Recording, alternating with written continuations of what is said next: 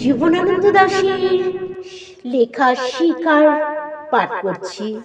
আকাশের রং ঘাস পরিয়ে দেহির মতো কোমল নীল, চারিদিকে পেয়ারা ও নোনার গাছ টিয়ার পালকের মতন সবুজ।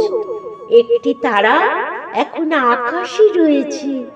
পাড়াগার বাসর ঘরে সবচেয়ে গোধূলি মোদির মেয়েটির মতো, কিংবা মিশরে মানসী তার বুকের থেকে যে মুক্ত আমার নীল মদের গ্যালাসে রেখেছিল হাজার হাজার বছর আগে এক রাতে, তেমনি তেমনি একটি তারা আকাশে জ্বলছে এখনো।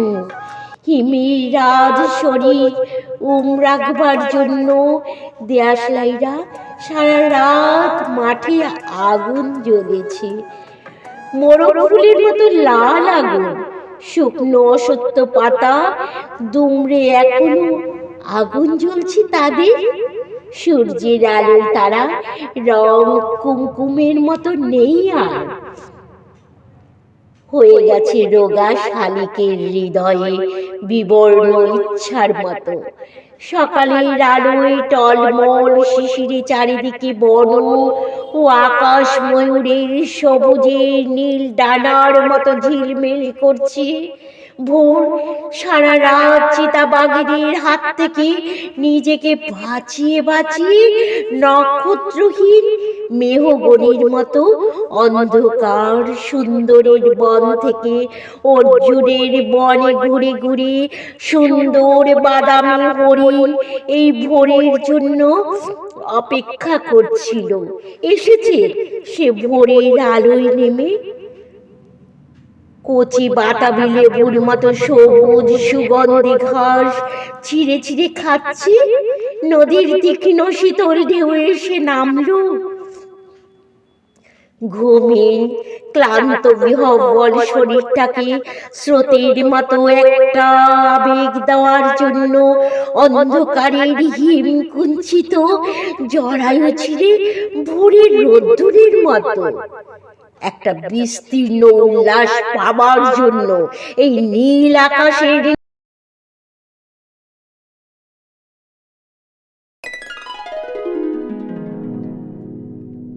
নিচে সূর্যের সোনার বর্ষার মতো জেগে উঠে সাহসী সাধে সৌন্দর্যে হরিণীর পর হরিণীকে চমক লাগিয়ে দেবার জন্য একটা অদ্ভুত শব্দ। নদীর জল মচকা ফুলের পাপড়ির মতো লাল। আগুন জ্বলল আবার, উষ্ণ লাল হরিণের মাংস তৈরি হয়ে এলো।